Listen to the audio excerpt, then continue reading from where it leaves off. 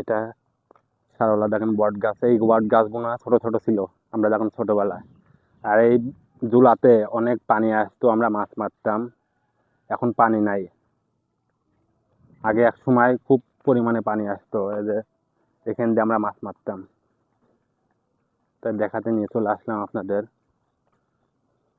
এই ব্রিজের পর দাঁড়ায় থেকে আমরা কত স্রোত আইসে মাছ মারিছি, আর এখন ব্রিজও ভাঙাচুরা।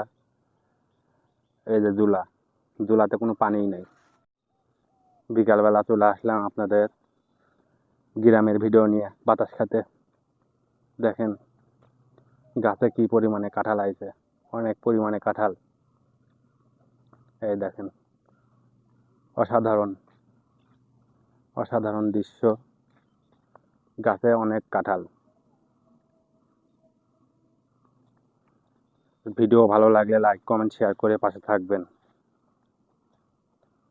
সবাইকে দেখার সুযোগ করে দিবেন।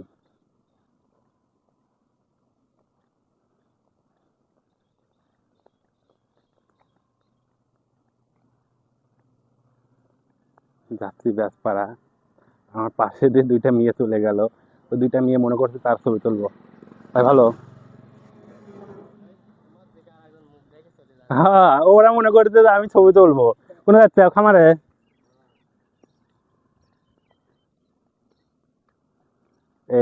এদিকে অনেকদিন পরে আসলাম, আসাই হয় না এদিকে। তাই বিকালবেলা বাতাস খেতে চলে আসলাম হাঁটতে হাঁটতে।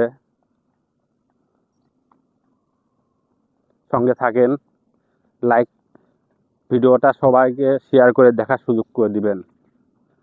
আপনাদের ভালোবাসায় আশ্বাস পালে ভিডিও বানাতে আগ্রহ হবে। দেখেন অসাধারণ দৃশ্য না? এটা বহুত পুরাতন আম গাছ। এই আম গাছে এক সময় কত আম এসে খাইছি আমরা। এখন আর এদিকে আসা হয় না, খুব কম আসি। আগে এক সময় এদিকেই আড্ডা মারতাম। এটা আমাদের বেড়ানোর স্থান ছিল। এখন বড় হওয়ার পরে খুব কম আসি এদিকে।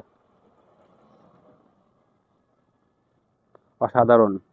আর অসাধারণ গরম পড়েছে। গরমে মনে করেন যে থাকা কঠিন।